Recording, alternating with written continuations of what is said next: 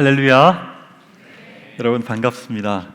저는 통일소망선교회에서 북한 선교사로 사역하고 있는 온성도 목사입니다.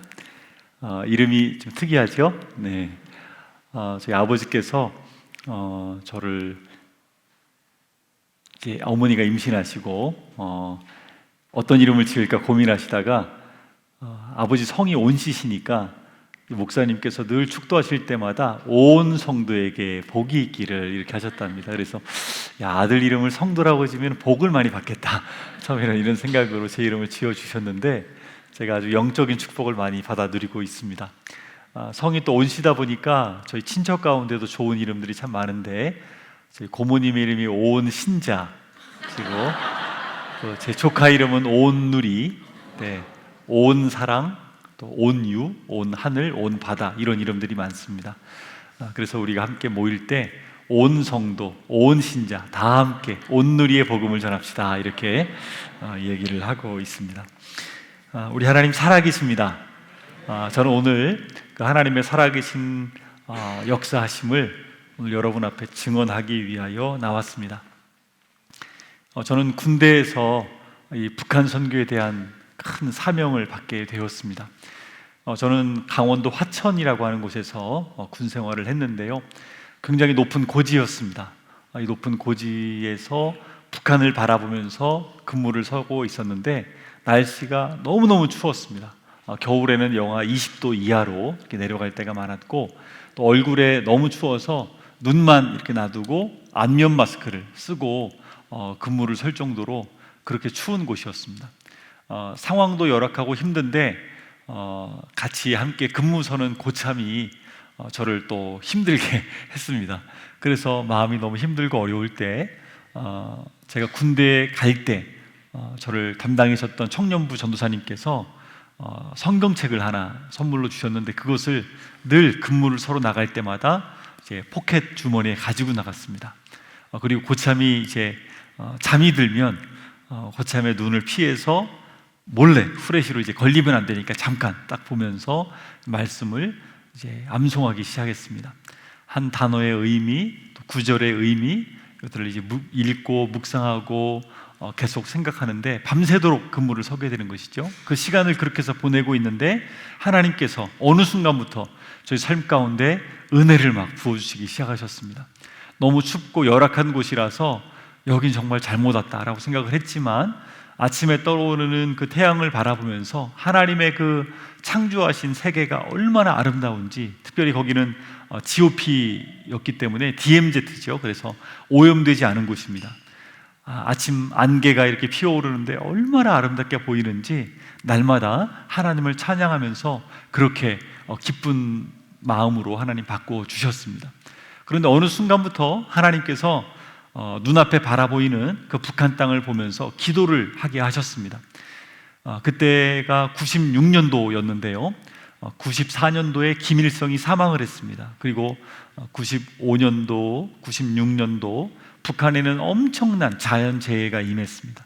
그래서 그때를 두고서 북한에서는 고난의 행군이라는 이름을 붙여서, 그것도 이제 북한 정부에서 붙인 이름이지 사실은 극심한 어려움 가운데 수백만 명이 이렇게 아사에서 죽는 그런 아픔들이 있었습니다. 적게는 100만 명, 보통 추산하기로는 한 300만 명이 굶어 죽는 그런 아픈 일들이 있었습니다.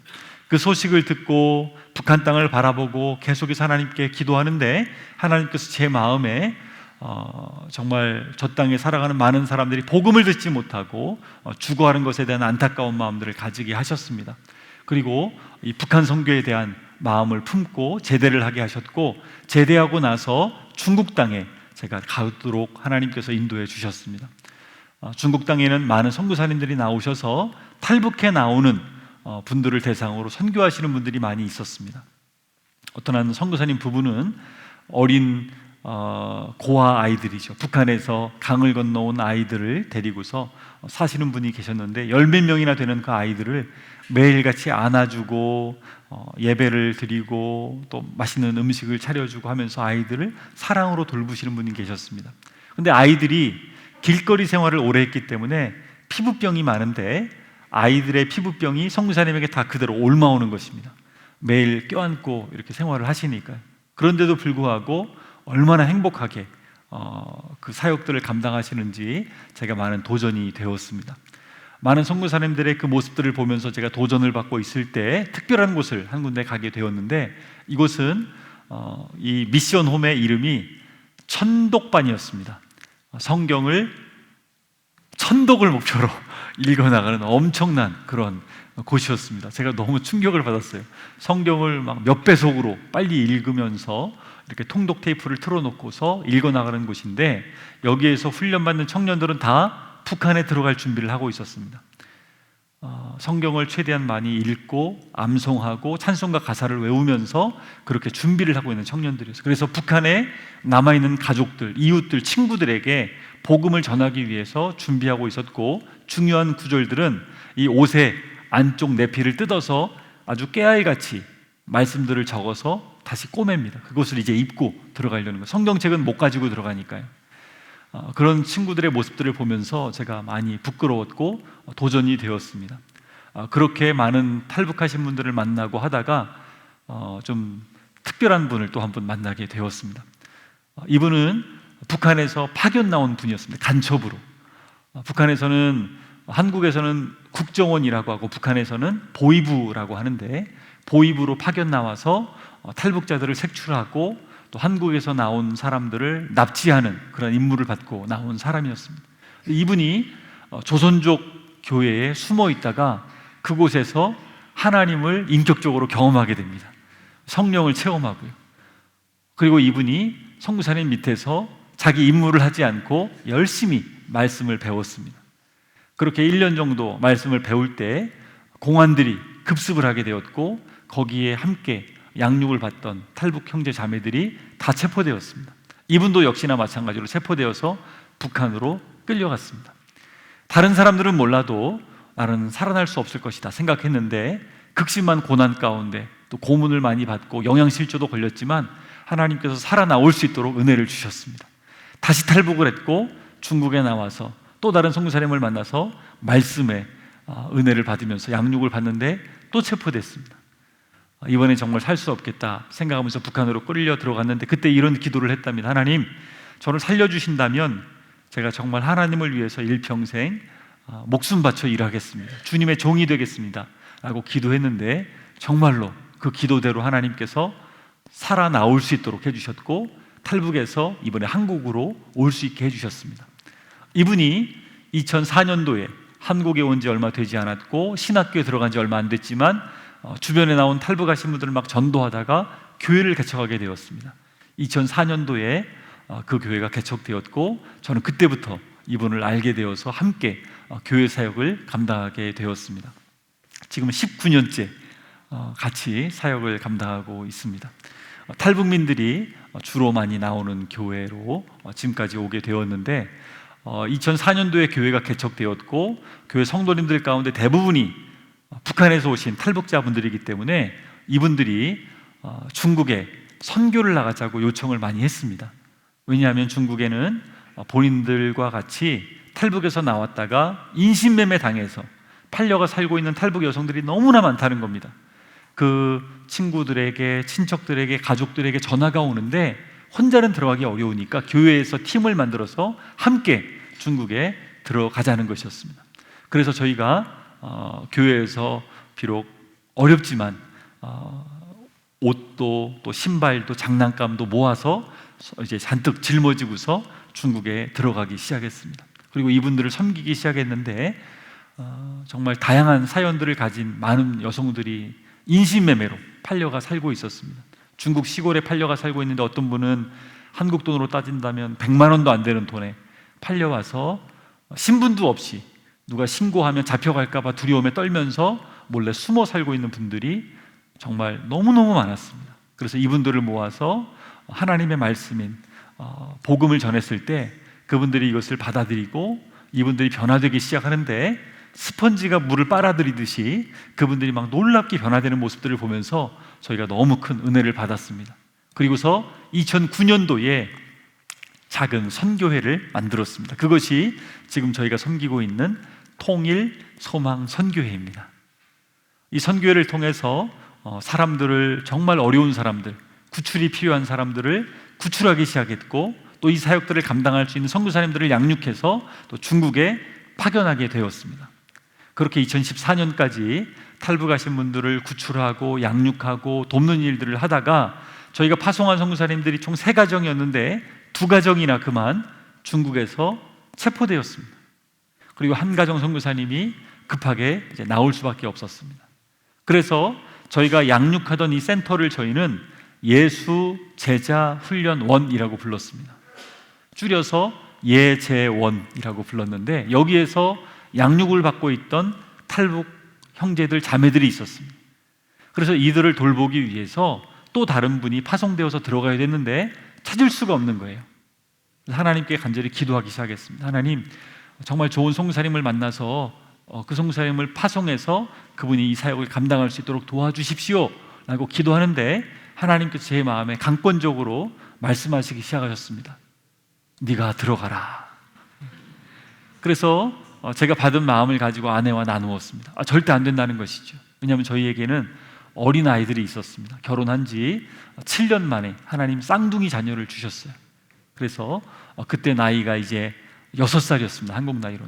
만으로 하면은 4살밖에 안 된 어린 아이들, 아들, 딸 이란성 쌍둥이였는데, 아이들을 데리고 가면 그 아이들이 시끄러운 소리를 내거나 하면 저희가 숨어 있어야 되기 때문에 혹시라도 주변에서 신고를 할 수 있어요. 그것 때문에라도 더 아이들을 데려가기가 어렵고, 그렇다고 남자 혼자서 들어가서 사역을 할 수도 없어요. 왜냐하면 구출받는 분들이 70%, 80% 이상이 여성분들입니다. 반드시 아내가 함께 들어가야 되는데 아이들을 둘 다 데려가기가 어려웠어요. 부모님과 이 사실을 나누었는데 부모님께서 저희 아들을 1년간 봐주시겠다고 약속을 해주셨어요. 그래서 아들을 부모님께 맡기고 딸만 데리고 중국 땅에 들어가서 사역을 하게 되었습니다. 정말로 다양한 많은 사람들이 저희 센터에 오게 되었습니다. 어떤 분들은 압록강을 건너오고, 어떤 분들은 두만강을 건너오고, 정말로 다양한 많은 사람들이 건너오는데, 때로는 어떤 분들은 백두산을 걸어서 이동해 오신 분들도 있었어요. 굉장히 높은 산입니다, 백두산. 이 산을 12일 동안, 낮에는 누가 혹시 신고할까봐 밤마다 이동해서 걸어오신 분도 있었어요.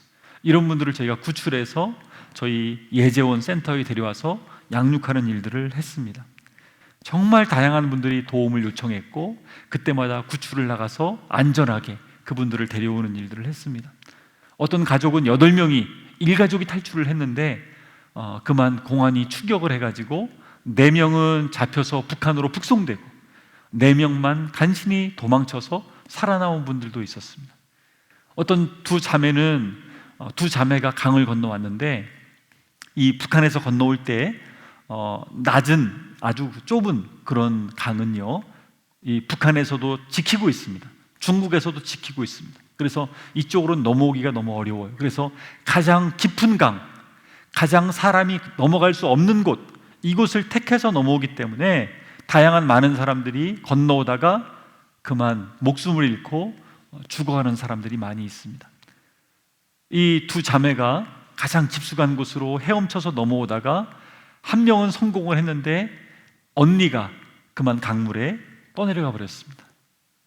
저희가 2명을 데리러 갔다가 제가 1명만 있어서 놀란 마음으로 1명만 데리고 우선은 피신해서 저희 예재원 센터에 왔는데, 얼마나 우는지 언니를 좀 살려달라고 찾아봐 달라고 수소문하고 찾던 끝에 며칠 만에 언니를 찾았습니다. 엄청나게 떠내려갔더라고요. 근데 어쨌든 목숨을 건지고 살아서 저희가 구출해 온 적도 있었습니다. 정말 다양한 방법으로 많은 사람들이 이렇게 도망쳐서 저희에게 왔습니다. 그런데 이분들에게 복음을 전했을 때 놀라운 변화가 일어났습니다. 성령께서 굉장히 강력하게 역사하셨고, 목숨을 걸고 오신 분들이기 때문에 저도 또 제 아내도 목숨을 걸고 이분들에게 복음을 전했습니다.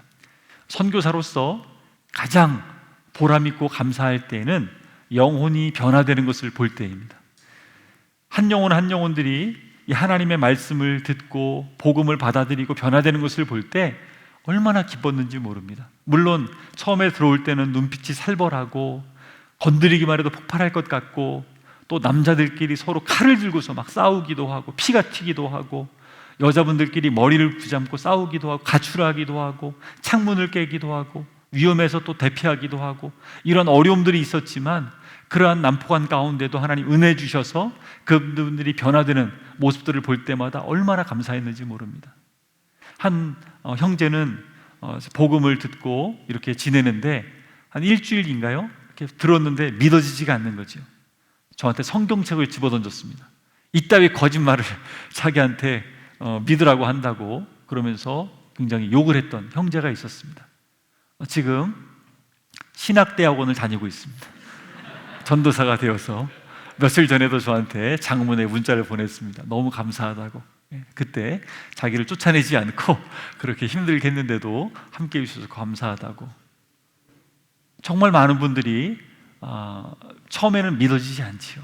하나님께서 그분들의 마음 가운데 성령께서 역사하셔서 복음을 받아들일 수 있도록 변화를 주시고, 갈급한 그 심령 가운데, 어느 것도 의지할 수 없는 그 상황 가운데 하나님께서 흠뻑 은혜를 베풀어 주셨습니다.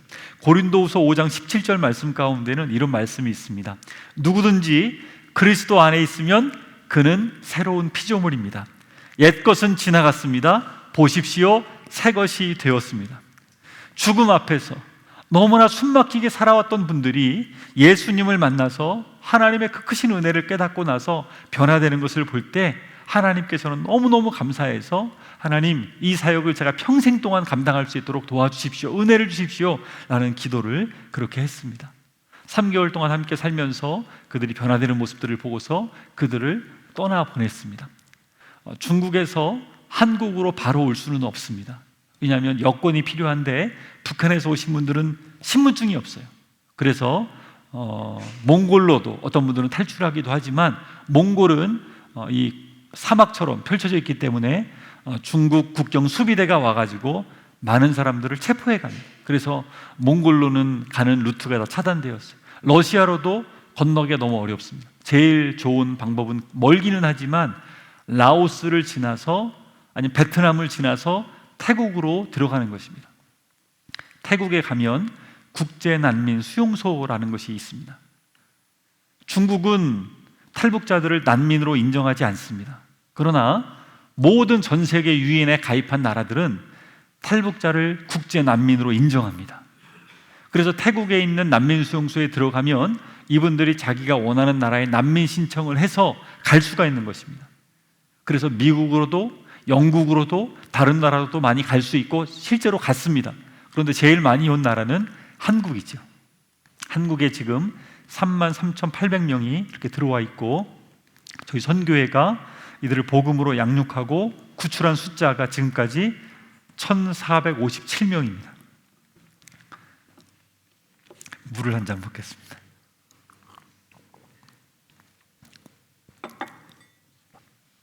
이분들이 한국까지 오기 위해서 무려 4,000km, 5,000km를 그 험난한 길을 넘어서 한국까지 오게 됩니다. 죄송합니다.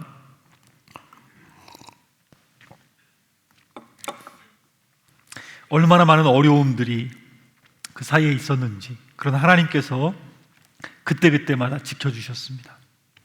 때로는 검문소에서 두려움에 떨고 있던 그들, 그러나 하나님께서 지켜주셔서 안전하게 넘어갈 수 있도록 이렇게 도와주셨습니다.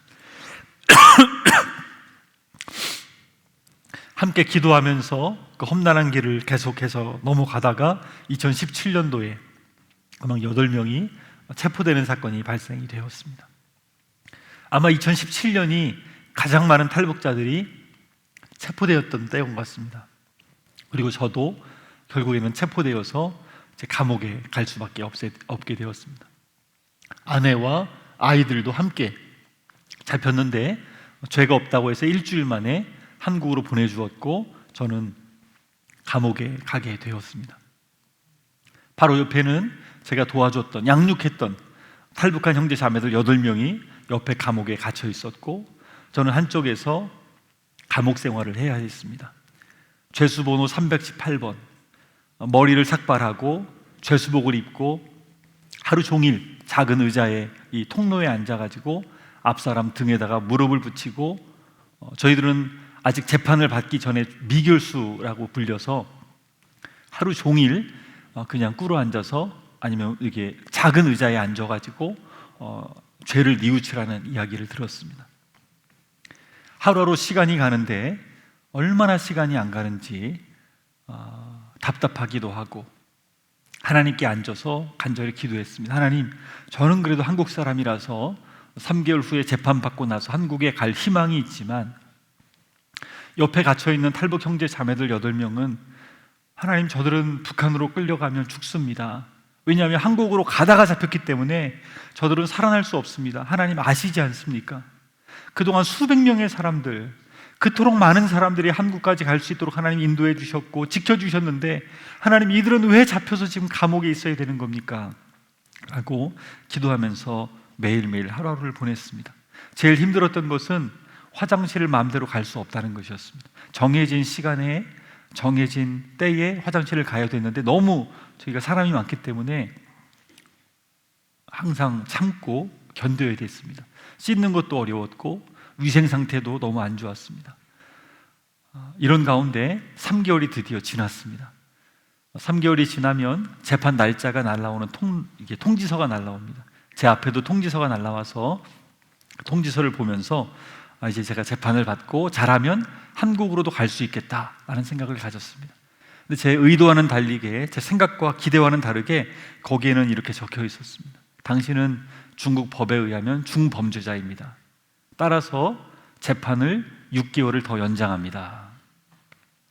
3개월을 간신히 버텼습니다. 하루하루 보내는 것이 정말 1년처럼 그렇게 느껴졌고 매일 싸움이 벌어지니까 너무너무 그 생활들이 힘들었습니다.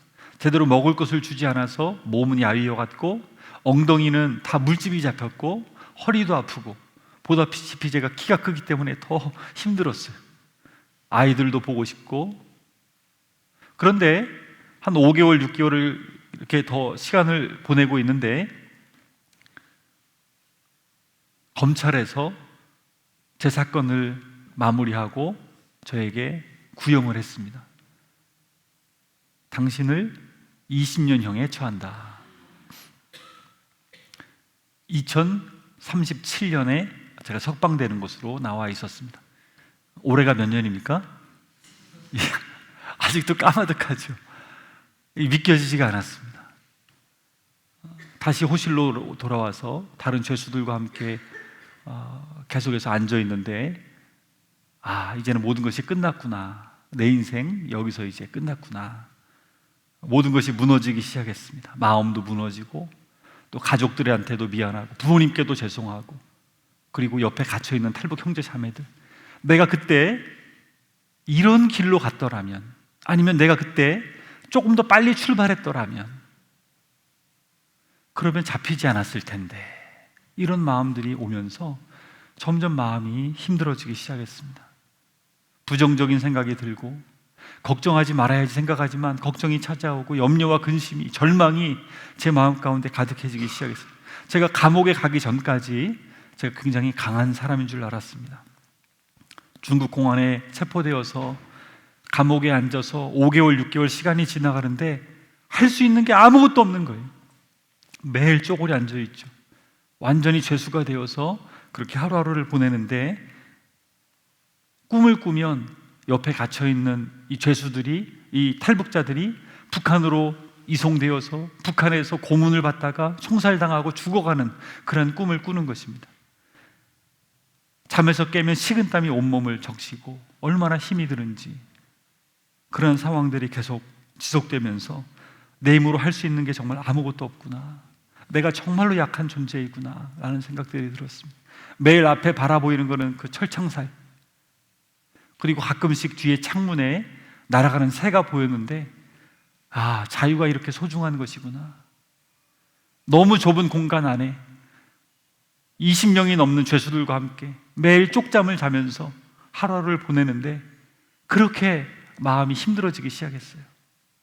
그런데 제가 그렇게 너무 힘들고 어려울 때 하나님께서 저에게 어떤 말씀을 계속해서 떠올려 주셨는데, 그 말씀이 오늘 읽었던 고린도후서 4장 7절 말씀이었는데요. 우리 같이 한번 읽어봤으면 좋겠습니다. 4장 7절 말씀만 같이 한번 읽어볼까요? 시작. 우리는 이 보물을 질그릇에 간직하고 있습니다. 이 엄청난 능력은 하나님에게서 나는 것이지 우리에게서 나는 것이 아닙니다. 저는 감옥에 가기 전까지 제가 강한 사람인 줄 알았지만 얼마나 초라한지, 제 자신이 얼마나 연약한지 그 사실들이 뼈저리게 느껴지기 시작했습니다. 여러분, 질그릇 어떤 그릇입니까? 너무 약하고 보잘것없고 초라한 그릇이죠. 제 모습이 딱 그렇게 보였어요. 얼마나 제가 연약하고 완전히 이제는 한계에 부딪힌 것이죠. 앞이 보이지 않아요. 모든 게 절망, 어두운 가운데 제가 갇혀 있었던 것입니다. 그런데 중요한 것은 이 말씀을 보게 되면 이렇게 말씀하고 있어요. 사도 바울은 선포하고 있어요. 우리는 이 보물을 질그릇에 간직하고 있습니다. 이 엄청난 능력은 하나님에게서 나는 것이지 우리에게서 나는 것이 아닙니다 라고 선포하고 있는 것입니다. 중요한 것은 우리는 질그릇인데, 우리는 연약한데 우리 안에 보배 대신, 보물 대신 예수 그리스도께서 함께 계시다는 것입니다. 우리는 복음을 가진 자들인데 그 복음의 영광이 얼마나 큰지를 때로는 잊고 살아갈 때가 있습니다. 모든 소망이 끊어질 그때에 보배 되신 주님께서 정말로 보물 되신 그 예수 그리스도의 영광이 저에게 막 부어지기 시작했습니다. 밤에 잠을 자는데 꿈의 내용이 바뀌었습니다. 제가 꿈속에서 하나님을 예배하고 찬양하는 꿈을 꾸었어요. 매일같이 쪼그려 앉아서 그렇게 답답한 마음으로 기도하고 있었는데 꿈속에서 하나님을 막 찬양하는 꿈을 꾸었습니다. 나를 얼마나 사랑하시는지, 예수 그리스도의 그 십자가의 사랑이 막 마음에 부어지기 시작하고 감격과 은혜와 감동이 제 마음에 부어지기 시작했습니다. 우리가 당하는 환난이 크면 클수록 하나님은 우리를 더 크게 위로하시는 하나님이신 줄로 믿습니다. 이 사실을 고린도후서 1장에 사도 바울은 이렇게 고백하고 있습니다. 우리 주 예수 그리스도의 아버지신 하나님을 찬양합시다. 그는 자비로우신 아버지시요 온갖 위로를 주시는 하나님이시요 온갖 환난 가운데서 우리를 위로하여 주시는 분이십니다. 우리 주님께서 제 안에 위로와 소망과 은혜를 부어주시기 시작하시니까요, 제 안에 있던 걱정, 근심, 염려가 눈 녹듯이 사라지기 시작했습니다.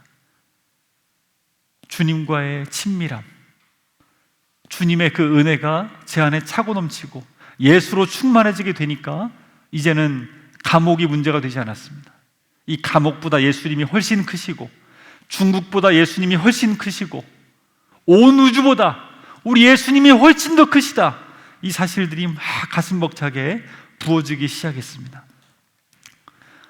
이 놀라운 사실들이 깨달아지고 나서 얼마 지나지 않아서 우리 감옥 사람들이 모일 때가 있습니다. 이 감옥 안에는 한 1000명 정도에 되는 흉악범들이 몰려 있었는데 그 중에 가장 흉악한 사람이 한 명 있었습니다.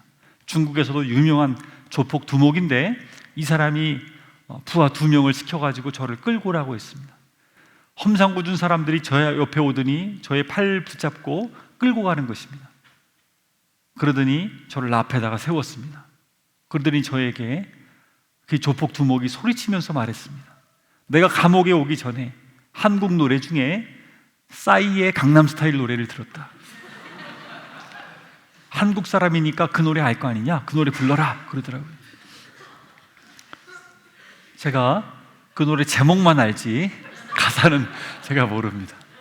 제가 솔직하게 말했습니다. 그 노래 내가 가사를 모른다라고 했더니 한국 노래 중에 그럼 다른 노래 부르라는 거예요. 그래서 제가 생각하다가 군대에 있을 때 제가 참 많이 불렀던 노래가 있었습니다. 그 노래를 제가 부르기 시작했습니다.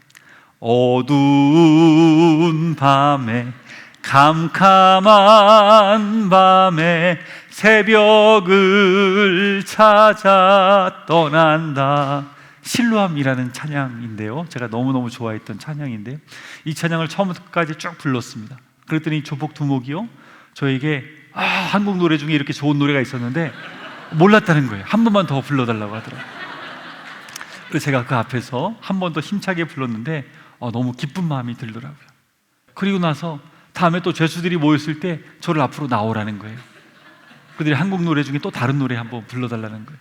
제가 앞에 나가서 또 노래를 부르기 시작했습니다.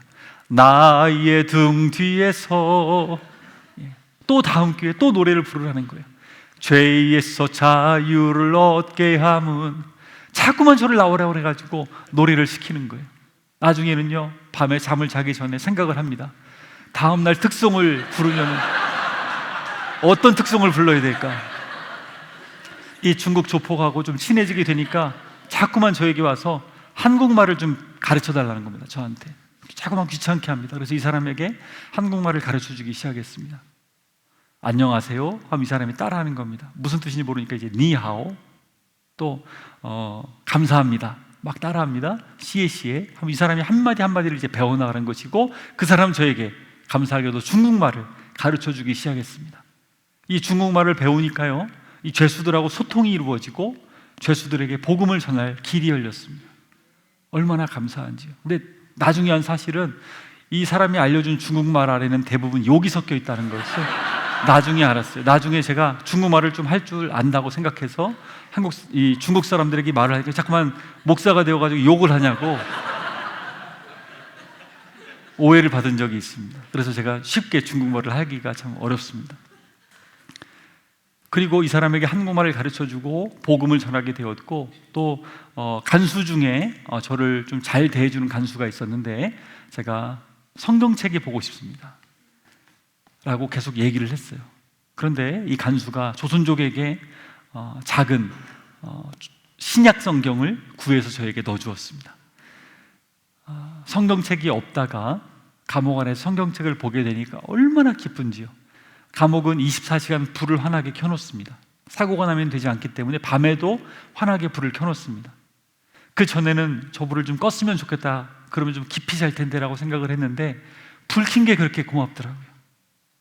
그 불빛에 의지해서 밤에 성경을 계속해서 보면서 이렇게 지낼 수가 있었습니다. 그리고 사람들에게 복음을 전하고, 하나님께서 저에게 사명을 깨닫게 해 주셨습니다. 그러니까 막 바빠지더라고요. 낮에는 나가서 막 특송도 불러야 되죠, 복음도 전해야 되죠, 한국어도 가르쳐 줘야죠, 또 성경도 밤마다 읽어야죠, 중보기도 해야죠. 감옥 밖에서도 바빴는데 감옥 안에 들어와도 바쁘더라고요. 사랑하는 여러분, 절대로 우리는 환경을 두려워하지 말아야 될 줄로 믿습니다. 매일 저녁마다 성경을 읽는데요, 이 말씀이 얼마나 단지 다윗이 고백했듯이 내 입에 꿀보다 더 단이이다 라고 고백이 저의 고백이 되었습니다. 예수님의 그 말씀들 한 말씀 한 말씀이 얼마나 귀한지, 사도행전에 나타난 그 역사들, 성령께서 이루어 가시는 그 놀라운 역사들 얼마나 감사한지, 또 서신서에 나타난 그 놀라운 하나님의 은혜의 말씀들이 얼마나 감사한지, 또 요한계시록에서 나타난 그 천상에서 드려지는 예배를 보면서 얼마나 제 감사한지, 이 땅의 삶이 다가 아니라 영원한 생명을 가진 자로 내가 이 땅에 살아간다는 사실들을 깨닫고 나서 하나님께 이러한 기도를 드렸습니다. 하나님, 이러한 은혜를 계속 부어주신다면 하나님, 20년 동안 제가 이 감옥에 있다 할지라도 내가 이곳에서 사명을 감당하겠습니다 라는 기도가 나오게 되었습니다. 그때 많이 드렸던 기도가, 주님 감사합니다, 주님 한 분이면 충분합니다, 그런 기도를 참 많이 드렸던 것 같아요. 감옥에 있었지만 행복했고요, 감옥에 있었지만 기뻤고요, 감옥에 있었지만 자유했습니다. 사실 저는 처음에는 감옥에서 나가야지만 기쁨이 있고, 감옥에서 벗어나야지만 자유가 있고, 감옥에서 좀 자유롭게 나가서 활동을 해야 행복할 줄 알았어요. 근데 그것이 아니었습니다. 감옥 안에서도 하나님께서 은혜를 부어주시면 그곳에 행복이 있고 자유가 있고 기쁨이 있다는 사실들을 하나님께서 깨닫게 해 주셨습니다. 그리고 사명을 깨닫고 나니까 너무 바쁜 것이죠. 그러다 보니까 시간이요 굉장히 빨리 지나갔습니다. 그 전에는 하루가 1년처럼 느껴졌지만 이제는 사명을 깨닫고 막 사람들에게 전도하고 이렇게 하니까 너무너무 하루하루가 바쁘게 되었고, 어느새 1년이 지났고 재판을 받게 되었습니다. 근데 제 형량이 처음에는 20년이었다가 점차 줄어들게 되었습니다. 여러 번의 재판을 걸치면서 마지막 최종 판결에 제가 2년 6개월 판결을 받게 되었습니다. 정말 있을 수 없는 일이었습니다. 법으로도 이거는 판명이 안 되는 일이었는데 제가 너무 짧은 형량을 받게 되었습니다. 그것도 감사한데 2년 6개월 판결 받고 나서 얼마 지나지 않아서 공안 책임자가 저를 면회 왔습니다. 다행인 것은 제가 재판이 3개월이 아니고 6개월로 계속 연장될수록 이 같이 저와 함께 있던 탈북자 8명도 북송되지 않고 북송이 연기되었습니다. 왜입니까? 이분들이 증인들이거든요. 그래서 제가 재판이 연기될수록 이분들도 계속적으로 더 오래 있을 수 있었던 것입니다. 결국에는 이분들이 1년 동안 계속 갇혀 있었는데 저희가 양육했던 자매 중에 한 명이 임신 초기였습니다. 북송을 대기하는 가운데 아기를 낳았어요. 감옥 안에서. 그리고 생활을 너무너무 잘했죠. 공안들이 서로 얘기를 합니다. 만약에 이들이 북송된다고 하면 다 죽는다고 하는데 저 아기도 죽을 거 아니냐. 그리고 그들이 안타까운 마음이 들었고 저에게 와서 하는 얘기가 이들을 비밀리에 풀어주겠다라고 얘기를 했습니다. 그런데 8명만 북송을 대기하고 있었던 것이 아니라 그때 당시에 20명이 다 대기를 하고 있었습니다. 그런데 그 공안이 분명히 약속하기를 20명을 다 풀어주겠다고 약속을 했는데 그냥 풀어주는 정도가 아니라 풀어주면 신분증이 없으니까 또 잡혀올 거 아니냐. 될 수 있으면 이들을 한국으로 보내주자. 저는 또 다른 감옥으로 이송되어서 거기서는 이제 노동을 하면서 생활을 했습니다. 노동하는 감옥에서 생활을 하면서 지내다가 간수가 전화 통화를 시켜주어서 한국에 있는 아내에게 전화를 걸었습니다. 벌써 수개월이 지났죠. 기도를 그렇게 열심히 했지만 정말로 한국에 도착했을 거라고는 아직 제가 소식을 못 들었기 때문에 궁금했습니다. 아내에게 전화를 했을 때 아내가 얼마나 좋아하는지.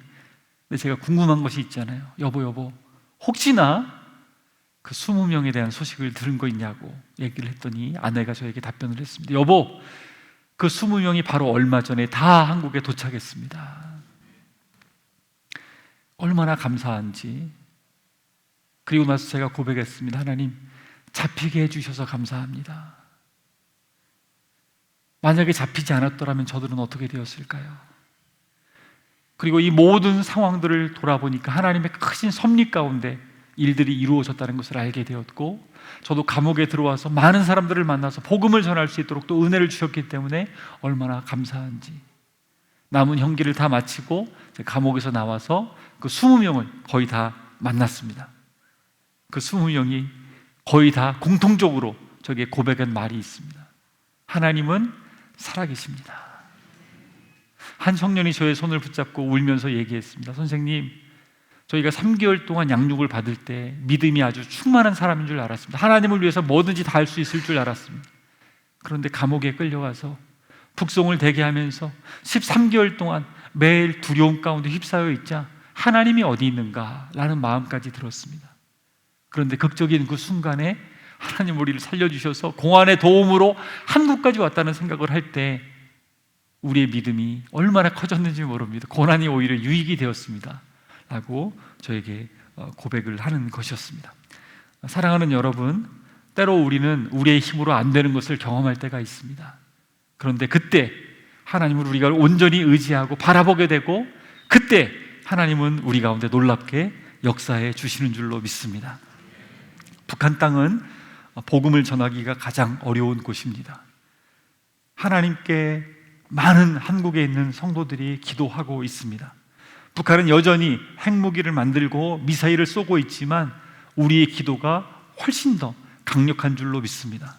그 가운데서도 여전히 복음은 전해지고 있고, 북녘 지하교회 성도들은 여전히 신앙을 붙들고 기도하고 있습니다. 우리가 오늘 읽었던 고린도서 4장 8절 9절 말씀에는 이렇게 기록하고 있습니다.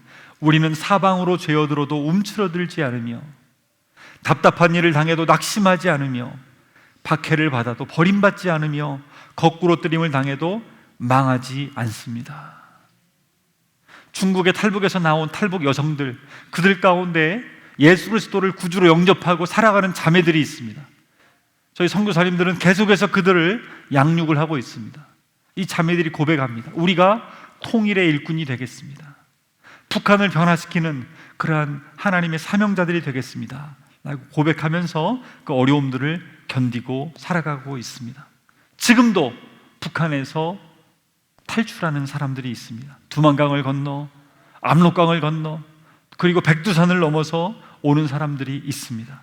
이들이 인신매매 당해 팔려가기도 하고 또 숨어 있기도 합니다. 그들이 요청을 합니다. 살려달라고, 도와달라고 그렇게 저희에게 요청을 해오기도 합니다.